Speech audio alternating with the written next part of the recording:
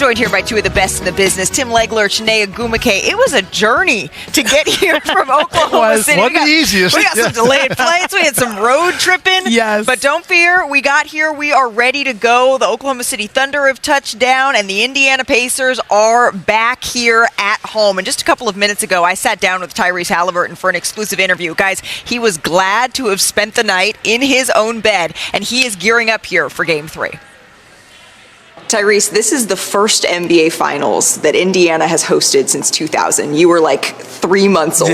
What does it mean to you to be on the team that brings the Finals back to Indianapolis? Yeah, I'm really excited about it. I think, when I got traded here, the big thing for me was just, making the Pacers fun again and making us successful. That was important for me.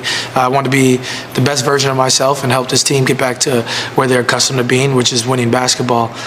So I'm really excited to be a part of the group that brings this team to the finals, but I don't think I'm satisfied by any means just being here. The point is to get here and win. So, it's exciting. The energy in the city has been amazing. You see it through social media. You feel it everywhere you go. So it's a lot of fun. You said bring the joy back to basketball. That's why I love watching you play. You play with such joy, and I know you're a huge fan of WWE, but do you work to be a showman in this? Well, I think that's just who I am as a person. I enjoy life. Basketball is a lot of fun for me, and I get paid a lot of money to play a child's game. So I don't take that for granted ever. I try not to, and I really just want to enjoy what I do. And I think part of basketball is entertainment. So I try to be a showman, entertainer when I can be, but keeping the main thing at the same time. Let's go to Game 1. Richard Jefferson is on the broadcast. Do you know the moment? Yep. So you go up, you take the game-winning shot here. What would be the dagger? And he says, Tyrese Halliburton, there is no moment too big for Tyrese because he is the moment. And now you go to Basketball Reference, and literally your nickname is the moment. What do you think of that? No, it's cool. It's cool. I think, every time that you're able to experience such highs as a basketball player, the commentary changes, and there's always new nicknames, new stories, all these things come out. So that's a lot of fun. But I think through the course of Game 1, I really struggled to get to playing well, and I thought in the fourth quarter as a group we just kept our head down, kept playing, and ultimately the ball ended up in my hands to finish the game and just trying to make the right play. You got another one in you? Well, I hope not. I hope I hope it doesn't get to those if we can control it. But if the moment's there, I'm always ready. You talked about some of maybe those struggles, as you just said, in Game 1. We took an official count.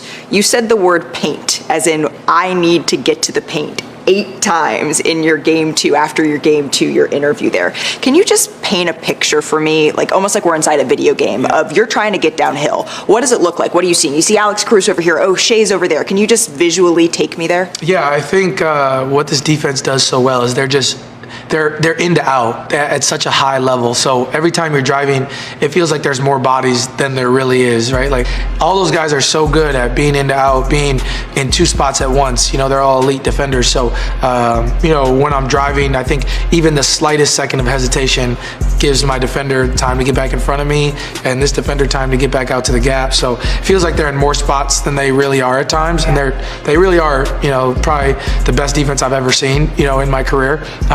But I still think I can do a much better job of, executing the game plan, getting downhill. Do you happen to know over the last 2 years how many games you've had 10 or more drives against this OKC defense? Well, by you asking that question, it's probably not very high. Maybe, 0. Okay, I was gonna say 1. I mean, does that concern you? Does that worry you? Or you're like, no, we've watched the film and I'm ready for Game 3? No, that doesn't concern me, honestly. I'm not too worried about what the past has really looked like. It's just for this series, I feel like there's a lot of opportunities for me to be better. And watching the film, I think it's encouraging at times because you can go back and watch regular season film from this year, regular season film from last year, but nothing is like the time that we're in right now. So when you get 2 games under your belt, I feel like it gives you a great sample size of things that you can execute better in. I can be much better in all aspects, but I really feel like I control a lot of what's going on right now, and I have a lot of confidence. Controlling kind of your own destiny. I appreciate Tyrese Tyrese, how transparent that you've been, particularly early on in the season, talking about how you had the Olympics and then you faced all of these criticisms. And for the first time in your career, this doubt creeped into your head and you maybe started to listen to that a little bit. What was the specific criticism that maybe got stuck in your craw, and how did you move past that? Yeah, I don't know if there was anything in specific. I mean, people are going to say what they're going to say at the end of the day. And I think there's a lot of commentary around me and our group as a whole, honestly, earlier in the year. And I think the big point was coming into the year, we had expectations to get back to the Eastern Conference Finals and have more playoff success.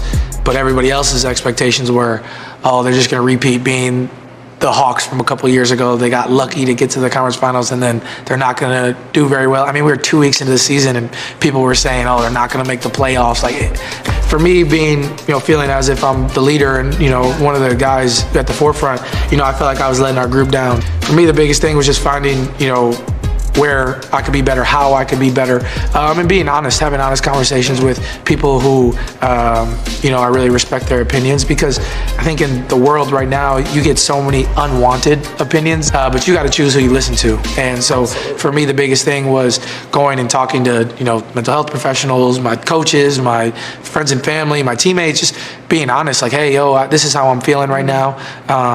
Help me, how can I help this group? Like, what are things that I can control? Because I can't always control making shots. I can't always control, certain things, but I control how hard I play, my attitude, certain things like that I'm really in control of. So just trying to do better at controlling the controllables and, good things happen. You said that, at the beginning of the year, I would argue still now, you're all the way in the finals, and still there are people saying the East is soft. Well, because the Pacers did it, we can do it. Yeah. And now what? Yeah. I think when you're successful, people will always find a reason to discredit you. That's really how it goes. And the way that our sport is talked about sometimes, even by the people who are put in the most major positions to talk about it, is not always beneficial really for anybody, So I just think that's how things go sometimes. For us, it's about controlling what we can. Like, at the end of the day, it doesn't matter what people have to say about our road to get here, where we are right now, how we're playing. We're 3 games away from being NBA champions, and that's the biggest thing. And you're just trying to take it a day at a time, because I don't know, if we get all the way to Game 7, that's in what is today, the 6th, 7th? Today is the 10th. 10th, so 12, damn, time's flying. But we're 12 days away from that, So time flying, we're just trying to enjoy where we are, be where our feet are, and control what we can, and, we'll take the results. Thoughtful is Tyrese. I mean, really enjoyed that conversation with him. And Legs, you can see the numbers here. He starred in the Pacers' 13 wins this postseason, but then he has a little bit of more mortal performances in Indiana's losses. You can see the drop-offs right there on your screen. So we know that he's the head of the Snakes. So fill in the blank for me here, Legs. All right. In Game 3, Tyrese Halliburton needs to be. Can I give you 2 words? They kind of go together. Okay. Full throttle. Full throttle. Oh, I like this energy. I'm going to say fearless for 48. Fearless for 48. We're doing all sorts of different... But in order to be full throttle, in order to be fearless... We were talking about this on the show yesterday, right, Shanae? About Tyrese Halliburton needs to be able to get downhill. And we didn't come up with a great solution of how he's able to do that, Legs. Do you have one for us? There's 2 things that he needs and he relies upon. It's all about forward progress. And some of that means catching outlet passes, moving up the floor. He has not done that through the first 2 games of the series. And that's a knack. It's an art form, really, to see where those pockets of gaps are. The other thing is he needs more space in the middle of the floor as he's coming up. It feels like he's getting pushed toward the sidelines a lot. As a result, he's playing more sideline to sideline. I'm not going to say that this is easy. Obviously, this is the best defensive team in the league. They've got more guys that are elite on-ball defenders with lateral quickness than anybody else in the league. But what I'm saying is he has a mentality about him, and the reason that we bring these things up because we believe that he can do it, and we see how loud he is on those nights when you're feeling Tyrese Halliburton, and then there's times when he's kind of quiet. You don't feel him as much. I don't think they can win the series unless he is full throttle, playing like his hair is on fire. Yeah, absolutely. Like, that's a visual right there.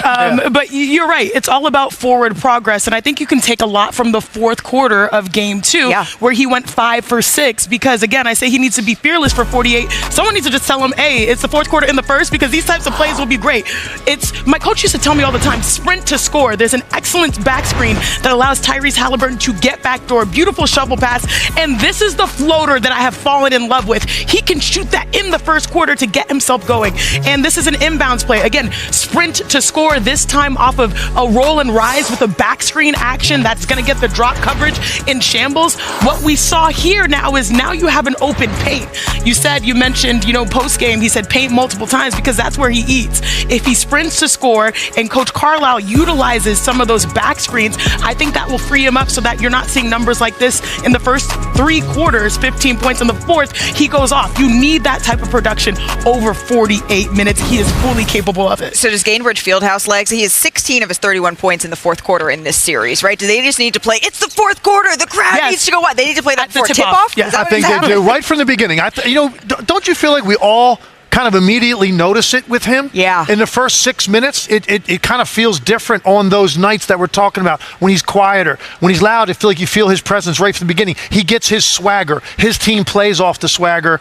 Really important to get him unleashed, and maybe this home crowd will help him do it. But both of these teams have struggled a little bit in game threes. I don't know what the curse of game threes has been here. Is there something about coming home? Tyree's talking about sleeping in his own bed, making restaurant recommendations, all that stuff that maybe can help them get over the edge. These nets, and these fans, and the energy is going to be right. We saw some of the watch parties. It's going to be electric. They're going to be comfortable. And it's not just Tyrese Halliburton. It's Pascal Siakam. It's the supporting cast. Everyone knows that they have to raise their level, and there's no better environment than doing it at Gainbridge. You called games in this building this year, didn't you?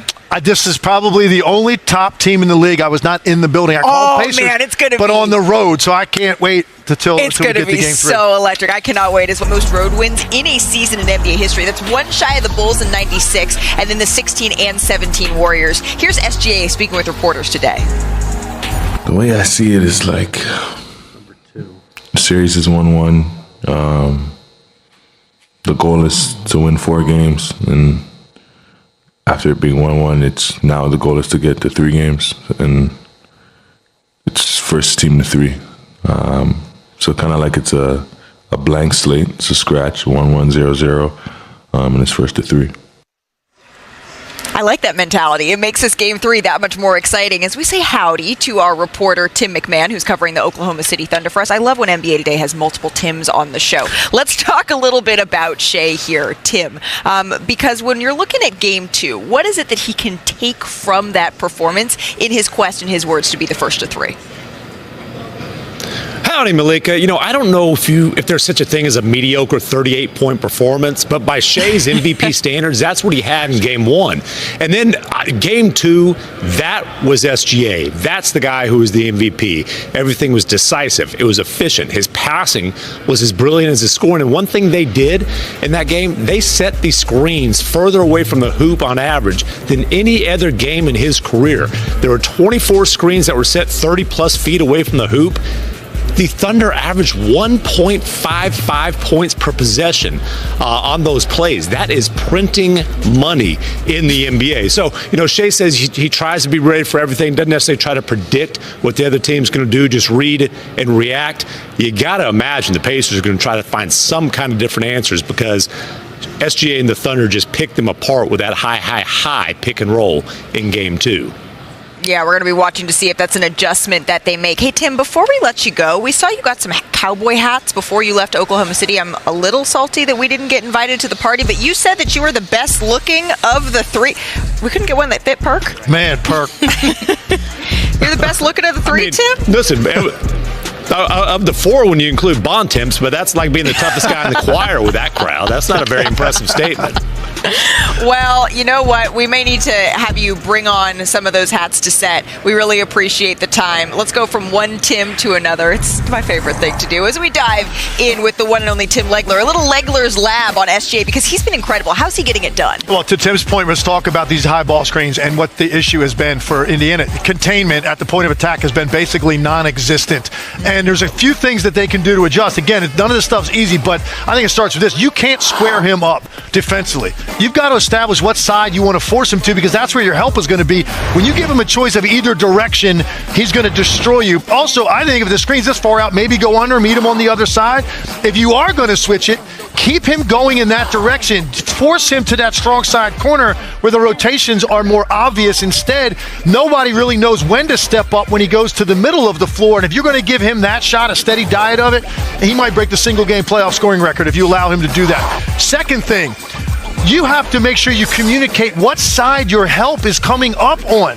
Right here, clearly the help is coming to Shea's left hand. You can't let him then go right, because now he's put two defenders in his rearview mirror. And then the last component, you saw this coming for 20 feet if you're Neesmith. You've got to meet him outside the restricted area and force that to be a kick out to Lou Dort and make them make some three-point shots with guys running at them. I just think it's been, as crazy as it sounds, it's been kind of easy for Shea at the point of attack, getting where he wants to on the floor. I think Indiana's got to do something to try to affect that. I don't think that's crazy. I don't think he it's makes crazy it look either. easy. Well, and 38 points is, as other Tim said in game one here, it seems like the difference in game two was the efficiency, right? Yeah. And the fact that he got some help, particularly from Chet Holmgren. You know what's crazy? You have to deal with SGA on one side, and then you go inside and you have to deal with Chet Holmgren as well. And to me, they lost game one because they went small ball. They won game two because they leaned on their bigs, and Chet bounced back in the biggest way. He had 15 points, I think 11 in the first half. And what I love is it's on both ends. You see the swap right there. He has guarded the most possessions and field goals in this finals, holding his opponents to 40% shooting, which is tremendous. But it's his literal shooting that is the separator. We all loved when he came into the league, rivaling, Wemby, all of the abilities that he has, the tremendous upside. People forget, is he 22 years old? Like 23, around there? He's growing in real time, literally. But also, I do think he has to make his will, impose his will like he did in game two. But we have seen the others, if you will, for the Oklahoma City struggle, for the Thunder struggle when they go on the road here, Tim. And I'm wondering if that is going to kind of rear its ugly head again. Well, I think so. And I think to counter that, you're going to have to see somebody from Indiana's roster kind of go off, right? Whether that's one of their stars, which I think they're obviously going to need one of those guys to do that. But if it's not them, then maybe it's a Miles Turner, make 5 threes in a game. Maybe it's Neesmith. Maybe it's Nembhard. They have to have that X factor. If you look at their first two games offensively, yes, they had that great closing spurt to game one, and obviously the big shot by Halliburton, but nobody really has operated close to their ceiling offensively in the series through two games. For OKC, Shea's done it twice. You just mentioned Chet, and also they had two role players combined for 9 threes last game. Right. Yeah, also, when we think about players and these swings, you might see a possession where you miss a shot quickly and someone else makes a three. We talk about 5-point swings. The Thunder have the ultimate, swing type of player in Alex Caruso. When he gives you 15-plus points, almost 20 points, and he holds your star player, you limit the defensive possessions that you have to deal with. I think those are the X factors coming off the bench as well. It feels like we haven't seen the best, certainly, from the Indiana Pacers. We've only seen 9 minutes, really, in the fourth quarter of game one. One of our show is coming to you live from Gainbridge Fieldhouse here in Indianapolis, where the Pacers practiced just a couple of moments ago and spoke to reporters. Here's head coach Rick Carlisle. So everything that's already happened doesn't matter other than the score of the series. And so we got to move forward. There's a lot of things we have to do better. We realize that. I think we've lost, at least by the scoreboard, 6 out of 8 or 7 out of 8 quarters. And so we're playing a great team. And so we've got to make adjustments, and we got to play better. We saw you limping pretty good after game two, and just a couple minutes ago, Rick confirmed that you were feeling. It's a lower leg thing. I'll leave it at that. I don't think there's anything more to elaborate. I feel fine, and I'll be ready to go for game 3. Jamal Collier is covering the Indiana Pacers for us. Jamal, when I saw Tyrese this morning, he looked okay. He didn't look to have a limp, but what more can you tell us?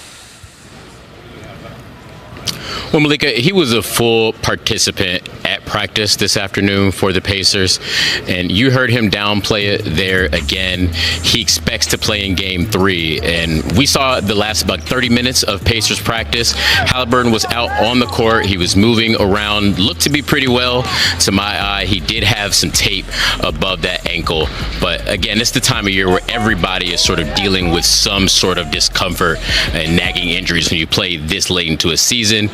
He feels like he's good to go, and his focus, to you, Malika, I know, and again earlier today, was his knows he's got to be better in Game 3 after those first 2 games in Oklahoma City.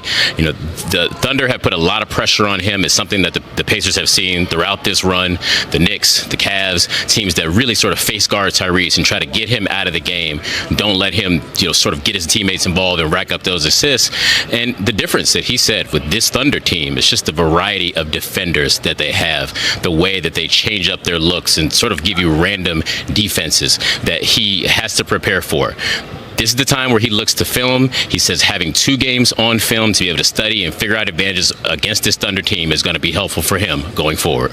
Yeah, he told me that this is the best defense that he has faced in his entire career, and he's running into them in the NBA Finals. But I'm glad to hear that he was a full participant in practice today. Jamal, thank you so very much. We're going to keep an eye, though, on that leg. The Pacers are going to be looking to pull another upset in Game 3. The Thunder installed as 5.5-point favorites, really, even though the Indiana Pacers are at home. All right, that's according to ESPN Bet Sportsbook. And if that stands, it will be tied for the second largest road spread in a Finals game since '91, the largest since the Warriors at Cleveland in 2017. So Tyrese Halliburton is turning to the film. I'm turning to Tim Legler. What do the Pacers need to do in this Game 3 to take a 2-1 series lead? I think it just starts in the first 6 minutes of the game with the pace and tempo and playing with that swagger and confidence and getting the game to their liking offensively. And it really is considerable how far they've been below what we've seen them at their best, not only in the regular season, but even throughout the postseason. I do think one of their 2 stars, if not both, but one of those guys is going to have to, quote, go off in Game 3. And I think Siakam probably more likely because I do think he's got more favorable matchups that he can win.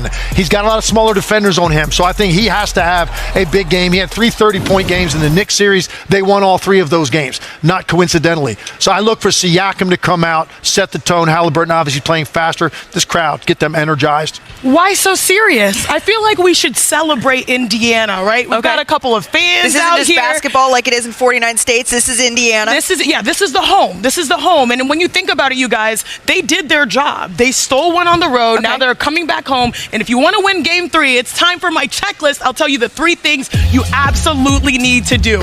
First and foremost, let's play the name game. You're called the Pacers for a reason. You have to start fast. You have to start electric. And it starts, honestly, with your point guard, Tyrese Halliburton, who has the ball. Look at these numbers right here, 19.2 seconds. Wow. That's their longest ever average possession length. Typically, it's 4 seconds below. No, you have to get downhill. You have to get in transition. So 1, remember you're called the Pacers for a reason. Number 2, it's my favorite position. You got to win the battle of the bigs because, my goodness, my favorite play from Game 2 was this right here, and it was on the Thunder side. The big-to-big alley-oop. It had everyone in the arena out of their seats. They played the double big lineup. I think Hartenstein was plus 17 and plus minus. Chet had 15 points. And then your bigs, Pascal Siakam, Miles Turner, have to be more aggressive. Now, I know it's a tall task because they were fouling this man. I want you guys to see this possession. Ref, I'm paging a ref. This might have been a foul, but shout out to the MVP for playing on both sides. Pascal, you have the baseline. Maybe get baseline a little bit more. And here, that physicality really changes things. It changed the outlook. You need to get those guys going, Tyrese, Pascal especially. But last but not least, you see me right here, 20/20 vision. And I'm not talking about the fact that I got LASIK a few months ago. Didn't you get some help with that, sis? No, it's like when you see the stats, I better see 20-point scorers in the stat sheet for the Pacers because if you look right here, it's wild. This is the 8th team without a 20-point score out of 158 teams that have played through Games 1 and Games 2 in the finals. Someone's got to get buckets, whether it's Tyrese, Naismith, Nembhard, Halliburton, Siakam, you name it, Mathurin. Someone show up and get in that category because that's what it will take to beat the number 1 defense in the NBA. Again, set the pace. You call the Pacers for a reason. Battle of the bigs in 20/20 vision. I see you guys. But since we're talking about Golden State, let's take a look at today's electric moment brought to you by Hyundai here, Shanae. It's the Valkyries and the Sparks. We're going to pick this one up late. 33 seconds left. Golden State down 2. Plum on the floor. Caleb Thornton missed the layup. Valkyries still control, though. And then we're tied all up at 78 here. Sis, so 5 seconds left. Last chance for the Sparks. Tough defense. I mean, look, I underestimated this Valkyrie squad. They are fighting. They are hooping. Well, we're going to head to overtime. Kelsey Plum may be a little frustrated with the officiating there. Under a minute left. Valkyrie's up 3. Then Thornton gets it. Left wing. Dropping 18 pieces. That'll seal the deal. She finished with 18, yes, in this one. Golden State goes on to win. Kelsey Plum, though, what are your thoughts on this officiating? Oh, goodness. Buckle up. I'm going to get fined for saying this, but I drive more than anyone in the league. So to shoot 6 free throws, it's absurd. And I got scratches on my face, I got scratches on my body, and these guards on the other team get these ticky-tack fouls, and I'm sick of it. I mean, there's multiple shots at the end of the game, either into the third, into the fourth, where they're just coming and swinging, and they just don't call anything. I don't understand how that's 6 free throws. Playing 40 minutes, touch the paint almost every play is absurd. It's absurd. And I needed to make more shots, like late game, but I mean, they're fouling the out of me every single play. So I'm very frustrated with that, and I'm sick of it. I'm sick of it. I don't know what I need to do. I talk to the refs nice. I pray before the game. Like, I'm over it. So she may have a point when you look at the numbers, Shanae. Yeah, she drives the most in the WNBA, but honestly, that's why I love Plum Dog, because she wears her emotions on her sleeve, and she's absolutely honest. She definitely does take a lot. She's now the #1 option, so defenses circle around you differently. But overall, sis, I know the W is where the money resides, because she got the fine. She can pay that fine. Yeah, she said, I know I'm going to get fined for this, probably, but we still appreciate the honesty. But we do love it. Let's get to Caitlin Clark, since we're in Indy. She's been out with a quad strain since playing the Liberty. That was back on May the 24th. Now, head coach Stephanie White announced that Clark is out for tonight's game in Atlanta, but a return is hopefully coming soon. So let's bring in our reporter, Alexa Philippou, who's covering the Fever for us here. Alexa, do we have any idea when we could see Caitlin back on the floor? Well, Malika, this was a big kind of progression this week because White said that Clark is ready to start ramping back up towards game action. We did see yesterday that she participated in some, but not all of practice. That was a big step forward for her. And it's really about them picking and choosing the spots where they want her to start to get incorporated into what they're doing on the practice floor to see how she's progressing. One thing that I think works in the Fever's flavor this week is that they play today, as you said. They have a scheduled off day tomorrow, and then Thursday, Friday, they have 2 days of practice. And I think if she is responding well in that stretch of practice, that could go a long way to her potentially returning on Saturday against the Liberty. Keep in mind the Liberty, the Fever, they've been playing really well recently. They've got those two consecutive wins. Ari McDonald being on the back into the fold with them on that hardship contract extension has been really great. And for them they're really keeping a long-term approach in mind when it comes to Clark. They want to make sure they're being cautious. Clark said herself she's feeling a lot better, that she felt that she was making progress, but she's not going to rush it at this point in the season. In Indy, ahead of the first finals game that's been played in this building since the year was 2000. And Shanae, in that year, the most popular phone, we're talking 2000. It was the Nokia 3010. Baby girl. 3310, actually. Yeah, there you Perfect. go. Do you have one of those legs? I'm not going to comment on the fact that I might be the only one that could have had one of those. No, you had a pager, bro. Don't worry. You better stop. Don't worry. My mom had that phone. You better stop it. And then, according to the Billboard Top 100, Maria. Yeah. Great song. We're trying to be better about singing. We're trying. The top movie, according to IMDb, was Mission Impossible 2. Whoa, where are we at now? It's 8? It's cranking these out now. for 25 years? Yeah. Wow. And then in 2000, SGA was 1. Tyrese Halliburton was only 3 months old, but he's only a couple of years old now because technically he was born on a leap year. So, gotcha. He's one of those. And then last but not least, sharpshooting Tim Legler. He played his last season with the Golden State Warriors in 2000. I did for our friend and colleague PJ Carlissimo. My head coach. Shanae and I were scraping up our knees on the blacktop, and legs was finishing boxes. up in the NBA. Let's relive the best playoff moments in this building. Let's go. Top to the top. First up, this is top denials. We're going to start here in 2013. Paul George, of course, with the chase down. Oh, so much nostalgia. PG. Oh, man, what a swat. Who do you think this franchise was more tortured by? LeBron? I mean, the entire Toronto? Exactly. Okay, all right, just checking. I'll never forget that one. Roy Hibbert. Bello. Wrist in the rim. 2014. Nope. Sorry, Jeff Teague. Sorry. Okay. This is Yamahimi. All right, we're going to go ahead to some top posters here. This is 2013, the first round. Oh. Gerald Green. Oh, my goodness. Ooh, snuck him. That was tough. Punch it. 2013, the conference finals. Paul George. Punched it down on Chris Bosh. It's crazy to think about the different iterations of the Pacers. In 2019, this is the first round. Oh, yeah, my I remember God. that. I remember that one too. Can I just say, I am so happy for Miles Turner to stick 10 years with the same franchise to get to the NBA Finals. Team Legos. I love it. Team Legos all the way. Top winning time here. 95.